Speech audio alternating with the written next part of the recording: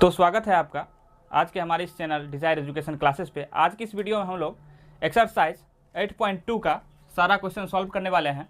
तो इसके पहले क्वेश्चन में कहता है कि मान ज्ञात करें। यहाँ पे कुछ क्वेश्चन दिया हुआ है। पहला का पहला में sin 60 cos 30 plus sin 30 plus plus नहीं होगा, sin 30 इंटू cos 60 का मान ज्ञात करना है। ठीक है, sin 60 का क्या मान होता है? √3/2। cos 30 का क्या मान होता है? इसका भी होता है √3/2। फिर प्लस sin 30 का क्या मान होता है?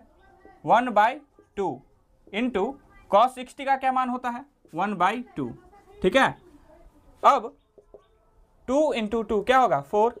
फिर प्लस 2 इंटू 2 क्या होगा? 4। अब 1 को 1 से गुना करेंगे तो 1 ही होगा, और इधर √3 गुने √3 हो जाएगा 3। अब जब इसका दोनों हर सेम हो तो इसका एलसीएम भी सेम होगा, और जब नीचे वाला एलसीएम सेम हो तो ऊपर वाला भी सेम आएगा। ये तो भिन्न का जोड़ है, इसमें तो कोई दिक्कत नहीं होना चाहिए। 3 + 1 4 हो जाएगा और बाई 4 हो जाएगा। 4 कट गया, 1 आ गया आपका आंसर। तो अब अगला क्वेश्चन है आपके स्क्रीन पर। 2 tan square 45 plus cos square 30 minus sin square 60। तो 2 के जगह 2 लिखना है। tan 45 का मान होता है 1, तो 1 लिख देंगे, और 10 का स्क्वायर है तो इसका भी स्क्वायर लगा देंगे, दोनों के बीच में इंटू का साइन दे देंगे। फिर प्लस cos 30 है। cos 30 का क्या मान होता है? √3/2। cos स्क्वायर है तो इसका भी स्क्वायर लगाना है। फिर है माइनस तो माइनस लिखेंगे। फिर है sin 60। sin 60 का क्या मान होता है? √3/2 ही होता है। तो यहाँ भी उसका स्क्वायर है तो यहाँ भी स्क्वायर लगा देंगे। उसके बाद 2 के जगह 2 लिखना है। 1 का स्क्वायर 1 होता है तो 1 लिखेंगे। फिर प्लस √3 का स्क्वायर होता है 3, 2 का स्क्वायर होता है 4, माइनस √3 का स्क्वायर होता है 3, फिर 2 का स्क्वायर होता है 4। 2 इंटू 1 होगा 2 प्लस 3/4 माइनस 3/4। अब देखिए, सेम में से सेम अगर घटेगा तो यहाँ पे हो जाएगा 0। ऐसे आपको घेरना नहीं है, बस आपको काट देना है डायरेक्टली। जैसे 5 - 5 0 होता है ना, तो इसको हम लिख सकते हैं 3/4 माइनस 3/4 इज इक्वल टू 0। 2 अपने जगह पे रहेगा और ये प्लस अपने जगह पे रहेगा। ठीक है, तो आंसर कितना आया? 2 आंसर। तो पहला का तीसरा नंबर क्वेश्चन आपके स्क्रीन पर है। आइए इसको सॉल्व करते हैं। ठीक है, सॉल्व करने से पहले इसको जानेंगे कि cos 45 का मान क्या होता है। cos 45 का जो मान होता है वो होता है 1/√2। क्या होता है? 1/√2। उसके बाद पूरा का बट्टा करना है। sec 30 का क्या मान होता है? sec 30 का मान होता है 2/√3, तो लिख देंगे 2/√3। फिर प्लस है तो प्लस लिख देंगे। अब cosec 30 का क्या मान होता है? cosec 30 का मान होता है 2। अब 1/√2 को फिर से एक बार उतार देना है सेम। अब पूरा का बट्टा करना है। इसके नीचे कुछ नहीं है तो 1 है। अब इसका जो है हम लोगों को भिन्न का जोड़ करना है। भिन्न का जोड़ कैसे बनाया जाता है? सबसे पहले एलसीएम लिया जाता है। तो √3 और 1 का एलसीएम क्या होगा? √3 होगा। अब √3 को कितना से गुना कर दें कि √3 आएगा? 1 से, तो ऊपर वाले को 1 से गुना करते हैं। 2 गुने 1 हो जाएगा 2। फिर प्लस 1 को कितना से गुना करें कि √3 आएगा? तो √3 से, तो 2 को करेंगे √3 से तो हो जाएगा 2√3। ठीक है, अब इसको एक बार फिर उतार दो 1/√2। अब हमको पता है कि इस बट्टे का मतलब होता है भाग। बट्टा यानी भाग होता है, तो यहाँ पे हमको भिन्न का भाग है। कैसे? क्योंकि ये भी एक भिन्न है और यहाँ पे है भाग, फिर एक ये भी भिन्न है। तो भिन्न का भाग कैसे बनाते हैं? बचपन में कैसे बनाते थे भिन्न का भाग? पता है ना कैसे बनाते थे? बीच में भाग का साइन को हटा करके वहाँ पे गुना का साइन लगा देते थे, और एक जो भिन्न होता था वो पलट जाता था, यानी कि नीचे वाले को ऊपर लिखते थे और ऊपर वाले को नीचे लिखते थे। तो चलिए आइए करते हैं। यहाँ पर पहले भिन्न को लिख दिए हैं। अब इस भाग को हटा करके हम यहाँ पे गुना का साइन दे देंगे और नीचे वाले को ऊपर लिख देंगे और ऊपर वाले को नीचे लिख देंगे। 2 + 2√3। ठीक है, तो √3 इंटू 1 हो जाएगा √3 बाई √2 को करेंगे 2 से गुना तो होगा 2√2। ठीक है, अब √2 को करेंगे 2√3 से तो ये हो जाएगा 2√6। अब कैसे हुआ? तो देखिए, √2 गुने 2√3 था, तो इसको कैसे गुना करेंगे? रूट वाले का गुना सिर्फ रूट से ही होता है, तो ये हो जाएगा, ये 2 बच गया, इसको यहाँ पे लिख देंगे और √3 गुने √2 हो गया √6। तो इस तरीके से यहाँ पे गुना हुआ। अब जो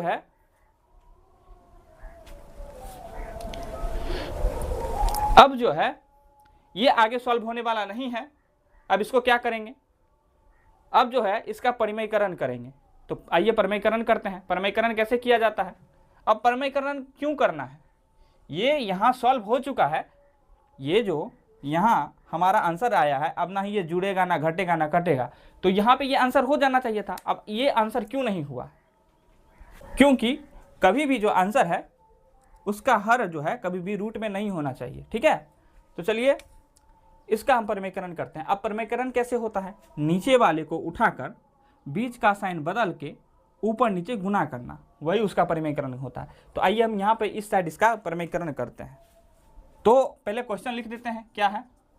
√3/2√2 और क्या है +2√6। तो लिखेंगे +2√6। अब इसका करते हैं परिमेयकरण। परिमेयकरण यानी नीचे वाले को उठाना है, बीच का साइन चेंज करना है, प्लस है तो माइनस करना है और ऊपर नीचे गुना कर देना है। यही हमारा होता है परिमेयकरण।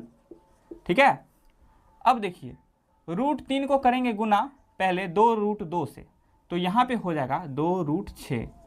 फिर √3 को करेंगे 2√6 से, तो हो जाएगा 2√6 18। फिर बाई 2√2 को करना है 2√2 से। देखिए यहाँ पे जो है एक टर्म को आपको पहले इस दोनों से करना पड़ेगा, फिर इस वाले टर्म को इस दोनों से करना पड़ेगा।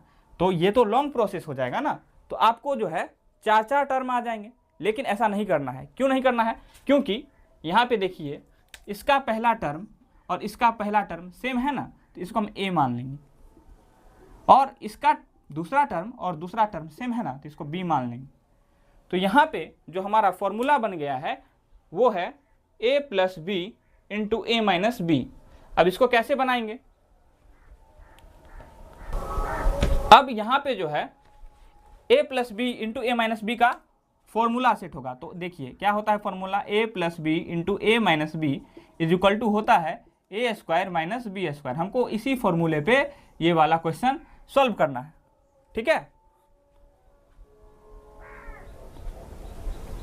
तो आइए सॉल्व करते हैं। हमको लिखना है a² - b²। तो a क्या है? ये है, तो a², फिर है -b² ना, तो b क्या है? ये है 2√6 हो गया। उतना लंबा चौड़ा गुना करने का जरूरत नहीं है।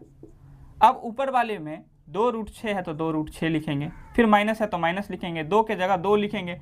अब √18 है, ठीक है, तो √18 को हम लोग बाहर निकालेंगे। तो √18 को चलिए बाहर ऐसे निकाला जाता है, 2 से भाग देंगे 18 में तो 9 आएगा, फिर अब 3 से भाग लगेगा 3 आएगा। अब 3 का पेयर बन गया तो 3 आ गया बाहर, 2 का नहीं लगा जोड़ा तो इसको अंदर कर देंगे। ठीक है, तो अगर हम √18 को बाहर निकालेंगे तो आएगा 3√2। क्या आएगा? 3√2, और दोनों के बीच में कोई साइन नहीं है तो गुना का साइन दे देंगे। फिर बाई, अब देखिए यहाँ पे इसका स्क्वायर है तो 2 का स्क्वायर होता है 4 और √2 का स्क्वायर होता है 2।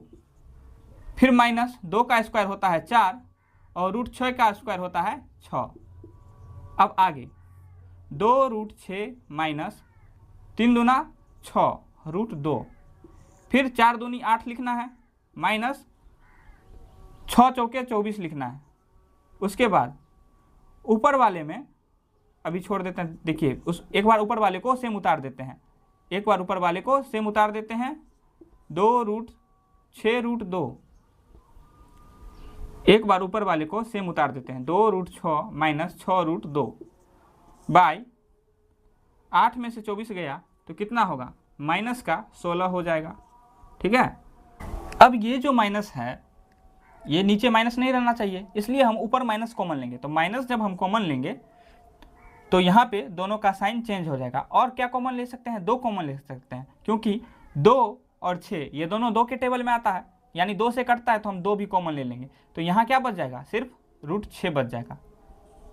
और हमको पता है ना कि जब भी हम लोग माइनस कॉमन लेते हैं तो साइन चेंज हो जाता है, यानी कि ये प्लस में था तो इसके आगे अब माइनस लग जाएगा, और ये जो माइनस में था इसके आगे जो है अब प्लस हो जाएगा।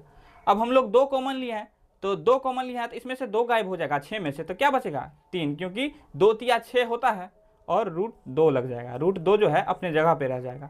बाय आगे क्या है, -16 है तो लिख देना है -16। अब आगे सॉल्व करते हैं तो देखिए कैसे सॉल्व होगा। माइनस से माइनस काट देना है, 2 8 16। अब प्लस वाले को पहले लिख देना है और माइनस वाले को बाद में लिख देना है। और नीचे क्या है 8। पहला का 4 आपके स्क्रीन पर है। आइए इसको सॉल्व करते हैं। तो कैसे सॉल्व करेंगे, sin 30 यानी कि sin 30 का क्या मान होता है 1/2 होता है, तो 1/2 लिख देंगे। प्लस tan 45 का जो मान होता है वो 1 होता है। फिर माइनस, तो माइनस लिख देंगे। cosec 60 है, cosec 60 का क्या मान होता है 2/√3 होता है, तो 2/√3 लिख देंगे। फिर बाय sec 30 का क्या मान होता है, इसका भी मान होता है 2/√3। फिर प्लस cos 60 है, cos 60 का जो मान होता है 1/2 प्लस cot 45 का जो मान होता है 1/2 और cot 45 का जो मान होता है वो होता है 1। अब हम इसको सॉल्व करते हैं। घबराना नहीं है, पहले इसका एलसीएम लेना है, ठीक है। तो एलसीएम कैसे होगा, इसके बट्टा के नीचे कुछ नहीं है तो 1 है। अब इस तीनों का जो है एलसीएम क्या होगा 2√3, ठीक है। 2 × 1 × √3 तो हो जाएगा 2√3। अब 2 को कितना से गुना कर दें कि 2√3 हो जाए, तो √3 से, ऊपर वाले को √3 से गुना कर देना है। फिर प्लस 1 को कितना से गुना कर दें कि 2√3 हो जाएगा, तो पूरा 2√3 से। फिर माइनस √3 को कितना से गुना कर दें कि 2√3 हो जाए, तो यहाँ पे 2 से करना है। √3 को कितना से गुना कर दें कि 2√3 हो जाए, तो यहाँ पे 2 से करना है, तो 2 दूनी 4 लिख देना है। अब पूरा का बट्टा है तो पूरा का बट्टा लगा देना है। √3, 2 और 1 का एलसीएम फिर से करना है नीचे में। यहाँ पे भी भिन्न का जोड़ है, ठीक है, तो भिन्न का जोड़ यहाँ भी करना है। तो √3 और 1 और 2 का एलसीएम जो है वो हो जाएगा 2√3। √3 को कितना से गुना करें कि 2√3 आ जाए, 2 से, तो ऊपर वाले को 2 से गुना करना है तो होगा 4। फिर प्लस 2 को कितना से गुना करें कि 2√3 आ जाए, √3 से, तो ऊपर वाले को √3 से गुना कर दो। फिर 1 को कितना से गुना करेंगे कि 2√3 आएगा, पूरा 2√3 से, तो 2√3 को 1 से गुना करेंगे तो आएगा 2√3। अब 2√3 कट जाएगा। अब जो बच गया उसको लिख देना है। नीचे में 4 + √3 और क्या है 4 + √3 + 2√3, इसको लिख देना है। अब देखिए यहाँ पे एक √3 है और यहाँ पे 2√3 है, तो 2√3 में एक और √3 जुड़ेगा तो क्या होगा 3√3 हो जाएगा। क्योंकि मान के चलिए ये x है, यहाँ अगर ये मान के चलिए √3x है तो ये है 2x और प्लस x क्या होता है 3x ही तो होता है। अब -4 इसके नीचे लिखेंगे, 4 के जगह 4 लिखेंगे। अब यहाँ भी देखिए 2√3 + √3, यहाँ पे हो जाएगा 3√3। तो अब ये जो है आगे सॉल्व होने वाला नहीं है। अब आगे सॉल्व होने वाला नहीं का मतलब है कि इसको आगे बनाना है, छोड़ना नहीं है।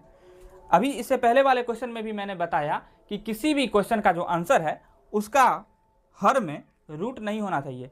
हर यानी कि नीचे वाले में, भिन्न के नीचे वाली संख्या जो है रूट के अंदर नहीं होनी चाहिए। यहाँ रूट दिख रहा है, इसका मतलब है कि आपको इसका रूट खत्म करना है। और रूट खत्म कैसे होता है, परमीकरण करने से। अब हम इसका परमीकरण यानी कि रेशनलाइजेशन करेंगे, ठीक है। तो देखिए इसका परमीकरण कैसे होता है, यहाँ पे इस साइड करते हैं। पहले लिखेंगे 3√3 - 4 बाय, और क्या है 4 + 3√3, तो यहाँ पे लिख देंगे 4 + 3√3। अब मैंने आपको बताया कि परमीकरण कैसे किया जाता है।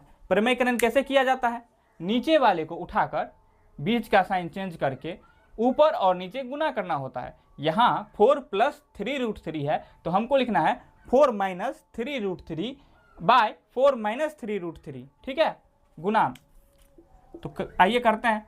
4 + 3√3 है तो यहाँ पे लिख देंगे 4 - 3√3, उसके नीचे लिखेंगे 4 - 3√3, ठीक है। अब देखिए यहाँ इसका पहला टर्म सेम है, यहाँ इसका दूसरा टर्म सेम है, तो यहाँ a + b × a - b बन गया। तो a + b into a minus b का फॉर्मूला क्या होता है, a square minus b square. तो यहाँ पे हम लोग लिखेंगे a square minus b square. हो गया। अब ऊपर कैसे गुना करेंगे, ऊपर गुना करने के लिए हमको एक एक करके इस ऊपर गुना करने के लिए अब हमको एक एक करके इस दोनों से गुना करना पड़ेगा। पहले हम इसको उठाएंगे, इससे और इससे गुना करेंगे, फिर हम दूसरे वाले को उठाएंगे, इससे और इससे गुना करेंगे। तो चलिए आइए करते हैं। पहले हम लोग 3√3 का गुना करते हैं 4 से, तो 3 चौके हो जाएगा 12√3। अब 3√3 का हम करेंगे 3√3 से, तो 3 तिया हो जाएगा 9 और √3 गुने √3 हो जाएगा 3। ठीक है। अब इसका काम खत्म हो गया, इसको एक बार इससे कर दिए और इससे कर दिए। अब हमको 4 से को करना है 4 से और 4 को करना है 3√3 से। तो 4 को 4 से करेंगे तो होगा 16, 4 चौके 16। फिर 4 को करना है 3√3 से, -4 को करना है -3√3 से, तो माइनस गुने माइनस हो जाएगा प्लस, तो 4 तिया 12√3। अब देखिए 12√3 प्लस में है और 12√3 प्लस में है, यानी कि दोनों जुड़ेगा। 12x प्लस 12x क्या होगा, 24x होगा, यानी कि 24√3 होगा, माइनस 9 तिया 27, फिर -16। अब कुछ नहीं बचा क्योंकि इसको तो पहले ही इसके साथ जोड़ दिए हैं।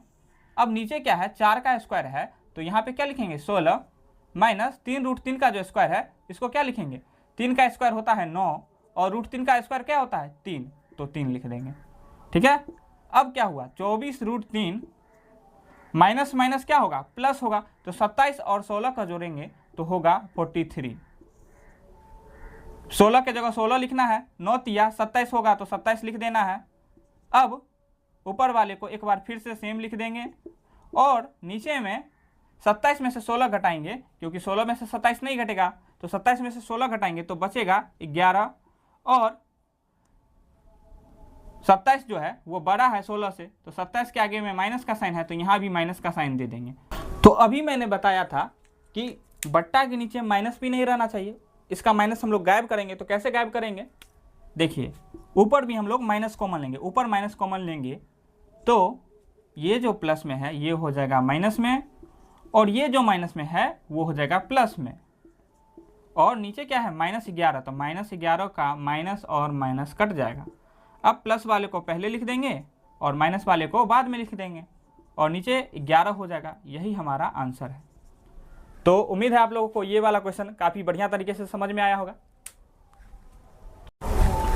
तो अगली क्वेश्चन जो है 1 का 5 नंबर आपके स्क्रीन पर है। ठीक है। ये क्वेश्चन काफ़ी इजी हो गया है। ठीक है। क्यों इजी हो गया है, क्योंकि यहाँ पे हम लोगों को नीचे में sin square 30 plus cos square 30 दे दिया है। अब आप कहिएगा कि सर sin स्क्वायर 30 अब प्लस cos स्क्वायर 30 दे दिया, तो इसमें इजी क्या है। इजी ये है कि हम लोगों ने जो स्क्वायर वाला फॉर्मूला पढ़ा है उसका पहला ही फॉर्मूला होता है sin square theta plus cos square theta is equal to 1। यहाँ भी है sin स्क्वायर थीटा, दोनों का थीटा सेम है ना, sin square theta plus cos square theta is equal to 1। अब देखिए इसको कैसे सॉल्व करेंगे।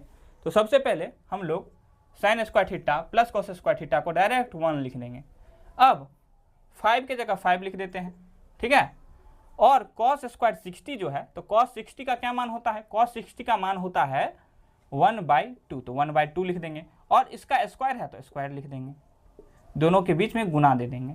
फिर है +4, तो 4 लिख देंगे, गुने sec 30 का क्या मान होता है, sec 30 का मान होता है 2/√3, तो 2/√3 लिख देंगे और उसका स्क्वायर कर देंगे। फिर माइनस tan स्क्वायर 45, tan 45 का मान होता है 1 और उसका स्क्वायर है तो स्क्वायर कर देंगे।